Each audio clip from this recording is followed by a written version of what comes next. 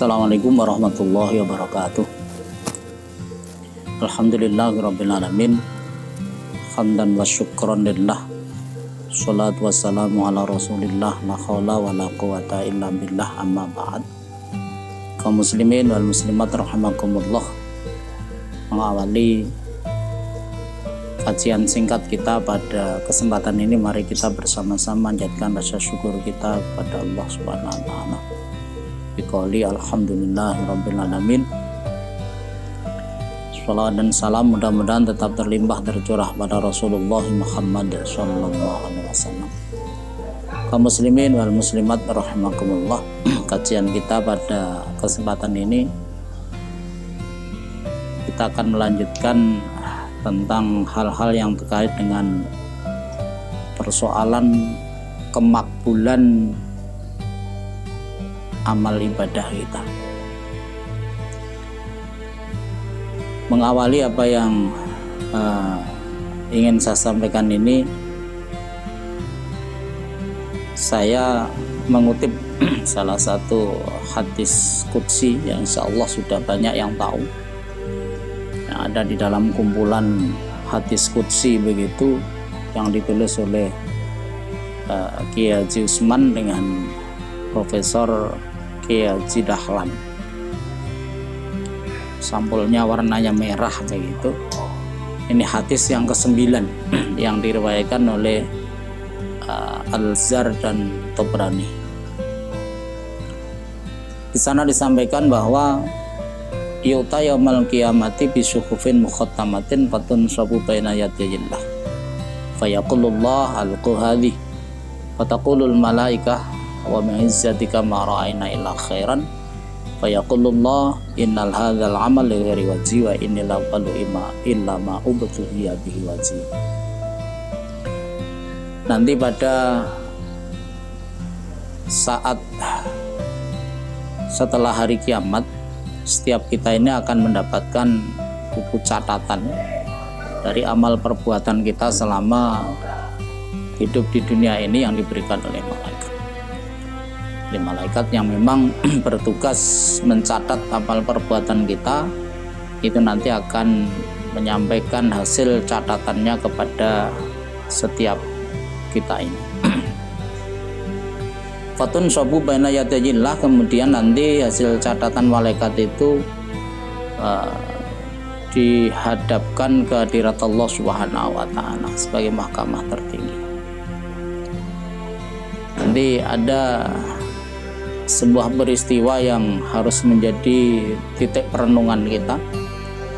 Peristiwa itu adalah bahwa nanti ada yang orang itu menurut catatan malaikat amalnya itu baik, tetapi ketika buku itu dihadapkan di hadirat Allah, maka Allah katakan al-quhadi, letakkan saja catatan itu di situ.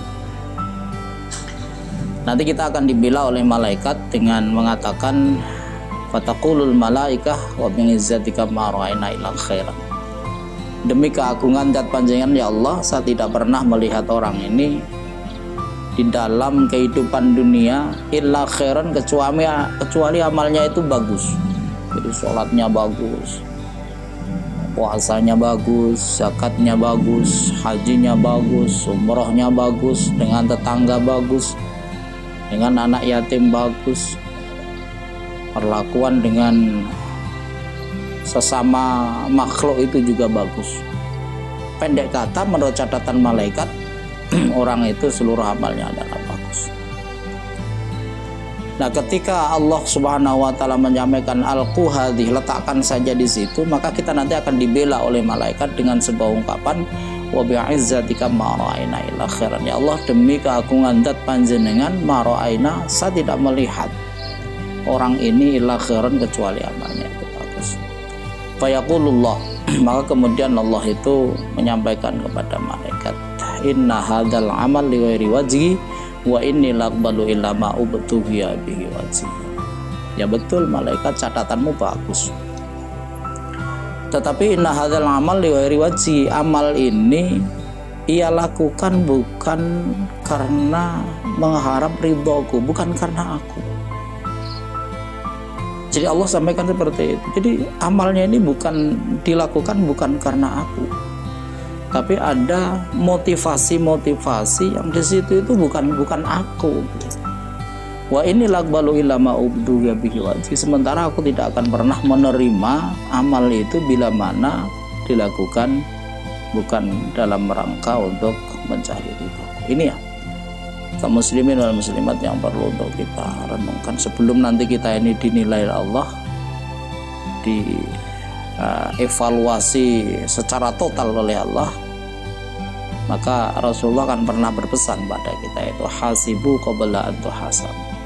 Berhisablah, berhitunglah terhadap amalmu sendiri itu qabla an tuhasabu, sebelum nanti kamu betul-betul akan dihisab oleh Allah Subhanahu wa taala. Kalau sudah dihisab oleh Allah Subhanahu wa taala, maka tidak ada jalan lagi untuk melakukan perbaikan terhadap amal kita. Jadi mumpung ini masih kita punya waktu, mari kita ini bermuhasabah terhadap amal kita. Kita khawatir jangan-jangan nanti terjadi geseh. Geseh itu artinya terjadi perbedaan antara catatan yang ada di dalam bukunya malaikat dengan apa yang dalam pengetahuan Allah Subhanahu wa taala. Kaum muslimin wal muslimat rahimakumullah. Ada beberapa titik begitu yang harus kita perhatikan supaya amal kita itu betul-betul kita lakukan karena Allah. Secara umum, titik pertama yang harus kita sadari adalah titik apa yang disebut oleh agama kita itu dengan niat.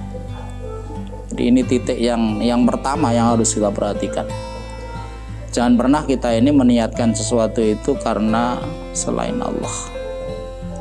Karena manusia ini hanya akan dibalas sesuai dengan niatnya. Maka Rasulullah menyampaikan secara umum hadis yang insyaallah sudah sama-sama kita pahami, karena ini ada di beberapa buku Indo hadis begitu. Ada di dalam Sahih Bukhari, ada dalam Sahih Muslim. Kemudian kalau hadis yang agak kecil itu juga ada di dalam, misalnya kitab Riyadhus Shalihin itu justru di hadis pertama, kemudian di Arba'in Nawawi ini juga di hadis pertama. Karena pentingnya menata niat sebelum kita ini melakukan aktivitas yang namanya ibadah. Di sana Rasulullah menyampaikan innamal a'malu binniyah. Ini matannya saja, tidak usah kita mulai perawinya, dan ini saya ambil tidak lengkap begitu. Silakan kalau mau membaca secara lengkap di Sahih Bukhari ada, kemudian di Riyadhus Shalihin di hadis pertama juga ada, di Arba'in Nawawi juga hadis pertama ada. Innamal a'malu binniyah, sesungguhnya nilai amal itu binniyati, tergantung niatnya. Jadi Allah nanti akan menilai amal kita itu tergantung dengan niat kita ini. Niat itu apa? Niat itu adalah kerentek. Jadi qasdu syai'in. Niat itu adalah sesuatu yang ada di dalam hati kita yang merupakan pendorong untuk melakukan amal perbuatan itu. Wa innama likulli imri'in ma nawa, dan sesungguhnya seseorang itu hanya akan mendapatkan sesuatu manawa, sesuai dengan apa yang dia niatkan. Maka ini betul-betul harus kita perhatikan. Apapun bentuk ibadah kita, itu menata niat menjadi sesuatu yang sangat penting bagi diri kita. Nah, kaum muslimin dan muslimat rahimakumullah, saya nanti akan berbicara di sekitar 4 ibadah, yaitu sholat, kemudian zakat, puasa, dan haji. Di kajian ini saya hanya fokuskan 2 saja nanti, yaitu sholat dan zakat. Titik pertama ini adalah niat, dan ini di seluruh amal sama posisinya ini. Kemudian kita bicara tentang sholat. Ada titik-titik yang Allah sampaikan di dalam Al-Quran supaya kita perhatikan agar nanti sholat kita itu diterima oleh Allah Subhanahu wa ta'ala. Misalnya begini, 1, Allah sampaikan di dalam Al-Quran surat Toha ayat 13-14 itu, aqimis sholata li dzikri. Ini perhatikan. Jadi setelah niat kita itu beres, artinya niat kita itu memang sudah kita upayakan semaksimal mungkin bahwa kita sholat ini tidak ada motivasi lain kecuali motivasinya itu adalah Allah Subhanahu wa taala. Pendorongnya itu adalah Allah, tujuan kita ini adalah Allah dan sebagainya. Ini niatnya. Nah, sesuatu yang rawan di dalam sholat itu adalah seperti yang digambarkan Allah, karena Allah memerintahkan pada kita itu aqimis sholata li dzikri. Tegakkanlah sholat itu li dzikri, untuk mengingatku. Seakan-akan melalui ayat ini Allah sampaikan banyak orang itu yang sholat, tetapi di dalam sholat itu justru tidak mengingat saya, tetapi mengingat sesuatu selain saya. Maka sholatnya orang seperti ini tidak akan bisa tegak. Artinya sholatnya orang yang selalu mengingat selain Allah Subhanahu wa taala ini tidak akan sempurna dalam pandangan Allah Subhanahu wa taala. Maka Allah mengingatkan, aqimis sholata li dzikri, tegakkanlah sholat itu untuk mengingatku. Maka ini titik rawan yang betul-betul harus kita perhatikan. Jangan sampai nanti titik rawan ini kita abaikan, kemudian kita ini dalam bahasa yang sekarang itu sembrono. Sembrono itu artinya ya sudah, yang namanya sholat itu yang penting kita awali dengan takbiratul ihram, Allahu Akbar, kemudian bacaan, gerakan dan sebagainya sesuai dengan apa yang dituntunkan Nabi, kemudian diakhiri dengan salam, kemudian kita menganggap selesailah sholat kita ini. Padahal Allah tegaskan, aqimis sholata li dzikri, tegakkanlah sholat itu dalam rangka untuk mengingat aku. Ini monggo diperhatikan. Ya kita berusaha. Ya berusaha. Tidak mungkin kita ini bisa langsung ingat Allah kecuali kalau melalui pelatihan-pelatihan. Ya kita cek sendirilah batin kita ini.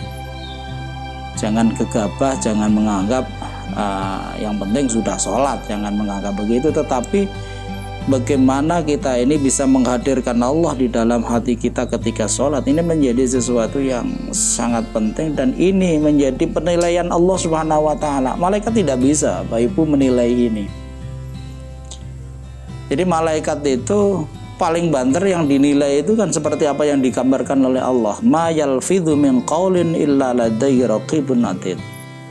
Sesuatu kalau sudah dilafatkan, maka di situ itu nanti malaikat akan memiliki peran untuk mencatat. Tetapi sesuatu yang tidak dilafatkan, sesuatu yang berada di dalam lubuk hati kita, ini malaikat tidak mampu menjangkau untuk mencatat. Makanya Al-Quran mengatakan ma yalfidhu min qaulin, sesuatu yang sudah dilafatkan dalam bentuk ucapan, baru malaikat akan mengetahui, malaikat akan bisa untuk memasukkan dalam buku catatannya. Mengingat Allah ini kan sesuatu yang berada di dalam lubuk hati kita, dan malaikat itu tidak tahu ketika kita ini sholat apakah kita ini mengingat Allah atau tidak. Itu malaikat tidak pernah mampu menjangkau ke sana. Karena itu ini urusannya itu kita dengan Allah Subhanahu wa taala. Kita dalam pengertian bagaimana mengupayakan diri untuk mengingat Allah, memperbanyak mengingat Allah, dan Allah itu maha mengetahui terhadap apa yang ada pada diri kita, zahiran wa batinan. Ini titik pertama, khusus di dalam ibadah sholat. Kalau titik yang pertama secara umum niat itu tadi. Kemudian titik yang berikutnya yang Allah sampaikan, misalnya di dalam surat Al-Ankabut ayat 65 itu Allah sampaikan, a'udzubillahi minasyaitonirrajim, innas sholata tanha 'anil fahsya'i wal munkar. Sesungguhnya sholat itu bisa mencegah, bisa membentengi diri kita ini 'anil fahsya'i wal munkar, dari perbuatan keji dan perbuatan mungkar. Jadi ternyata penilaian Allah terhadap sholat kita ini itu tidak hanya tatkala kita ini sholat. Jadi Allah akan menilai sholat kita ini mulai dari sebelum kita sholat. Jadi niat ini kan sebetulnya sebelum kita lakukan sholat itu sudah dinilai oleh Allah. Kemudian tatkala kita sholat, bagaimana hati kita itu dinilai oleh Allah. yakni seberapa banyak ketika sholat itu kita mampu untuk menghadirkan Allah. Tidak hanya selesai sampai salam, ya, jadi salam itu memang akhir dari sholat, tetapi penilaian Allah terhadap sholat kita itu tidak cukup hanya sampai ketika kita ini salam. Makanya Allah tegaskan, innas sholata tanha 'anil fahsya wal munkar. Sholat itu bisa mencegah perbuatan keji dan mungkar. Ini maksudnya apa? Setelah sholat kita ini masih dipantau oleh Allah Subhanahu wa ta'ala, efek sholat kita itu mampukah menjadikan diri kita ini memiliki daya, kemampuan untuk menghindari perbuatan keji dan perbuatan mungkar. Jadi nanti pasca sholat, setelah selesai sholat itu pun kita masih dinilai oleh Allah kaitannya dengan sholat kita ini. Maka sekali lagi, kaum muslimin wal muslimat, jangan pernah kita ini berpikir bahwa ketika selesai sholat maka urusan sholat kita dengan Allah itu sudah selesai. Jangan, karena Allah masih menghendaki ada perilaku khusus yang itu merupakan bentuk cerminan dari ibadah sholat kita itu. Apa itu? Tanha 'anil fahsya'i wal munkar, yakni terhindarnya diri kita ini dari perbuatan keji dan perbuatan munkar. Artinya meskipun sholat kita itu kita lakukan dengan niatan karena Allah, kemudian dalam melakukan sholat kita ini juga selalu menzikiri Allah, artinya selalu mengingat Allah Subhanahu wa ta'ala.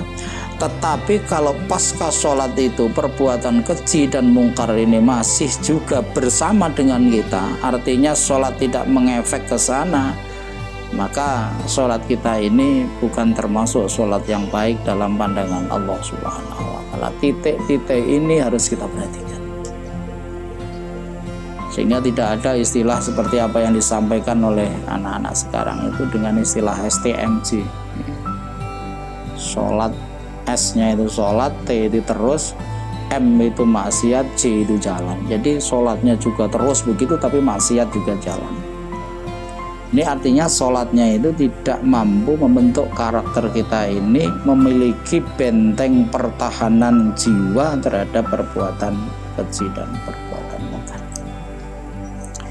Yang pertama, monggo ini kita perhatikan, bukan hanya kagem panjenengan tapi juga terhadap diri saya, karena setiap kita nanti akan bertanggung jawab terhadap dirinya sendiri di hadapan Allah Subhanahu wa ta'ala. Saya ngoten panjenengan. Kemudian yang kedua, zakat.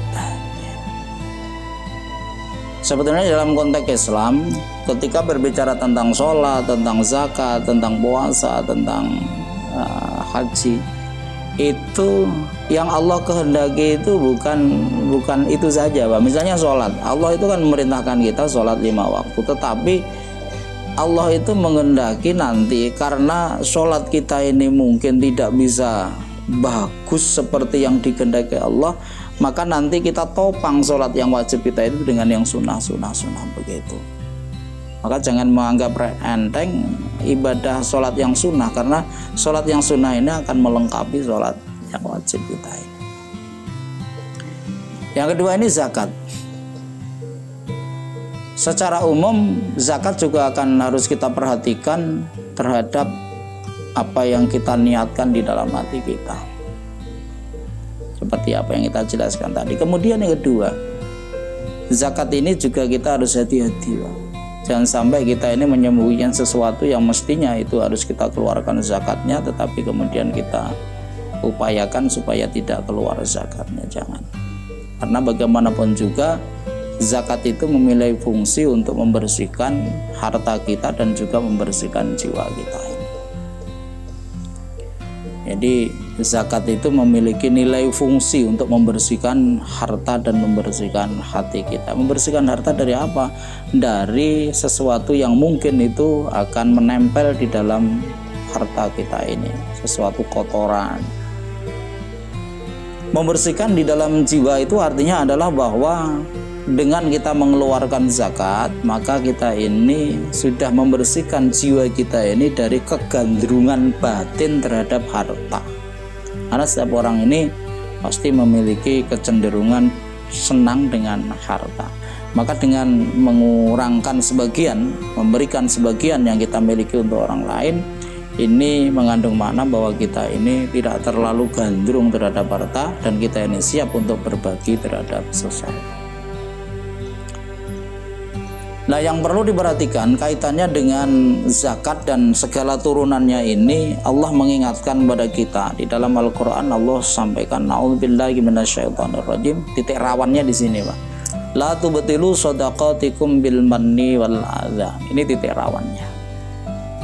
La tubtilu, janganlah engkau batalkan nilai zakat, nilai sedekah, nilai infak kamu itu bil manni wal adza. Ini Allah sebutkan ini karena ini titik rawan. Jangan batalkan pahala sedekah, zakat, sedekah, infak kamu itu bil manni, yaitu dengan perbuatan kita ini menyebut-nyebutkan pemberian kita kepada orang lain itu kepada orang lain.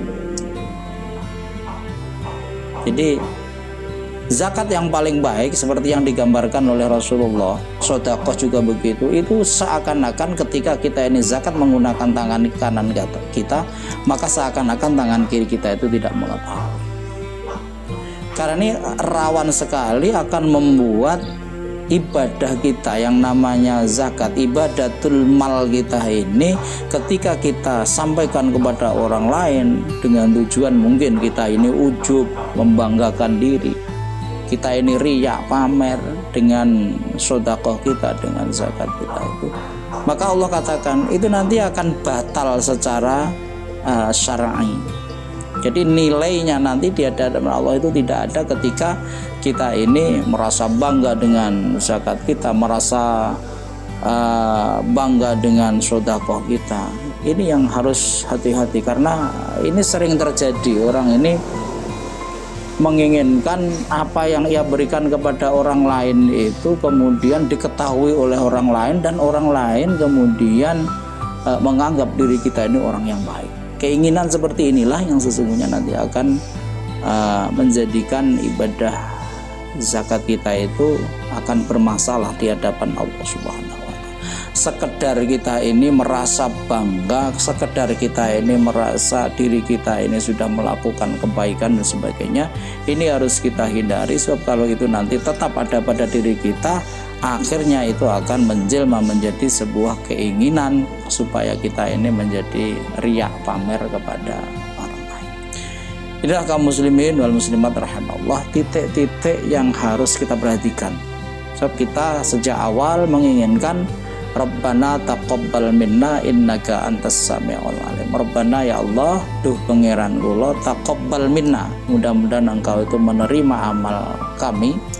Innaka antas sami'ul alim, sesungguhnya engkau adalah zat yang as-sami, yang maha mendengar, al-alim, yang maha mengetahui. Kita menyadari ini, Pak, bahwa tidak ada satupun amal kita kecuali semuanya zahiran wa batinan itu akan dilihat oleh Allah Subhanahu wa Ta'ala, sehingga kita berharap bahwa Allah berkenan untuk menerima amal kita. Tentu ini dengan usaha-usaha yang kita sampaikan tadi ya, yang Allah itu beritahukan kepada kita bahwa ada titik-titik kelemahan yang harus kita benahi pada diri kita, terutama dari sisi-sisi yang Allah sebutkan di dalam Al-Quran, yang disebutkan Rasulullah di dalam hadis, supaya kita betul-betul memperhatikan, sehingga nanti harapan kita untuk terkabulnya atau diterimanya amal kita itu akan terwujud di sisi Allah Subhanahu wa Ta'ala. Kaum muslimin wal muslimat rahimakumullah, mudah-mudahan ada manfaatnya, dan ini harus kita renungkan, Pak, ya. Jadi ibadah itu jangan hanya dijalani begitu saja, tetapi juga harus direnungkan. Jangan-jangan kita khawatir terkena hadis qudsi itu, di mana nanti terjadi perbedaan antara catatan malaikat dan catatan Allah Subhanahu wa Ta'ala. Nasrun minallah wa fathun qarib. Wabasyiril mu'minin. Assalamualaikum warahmatullahi wabarakatuh.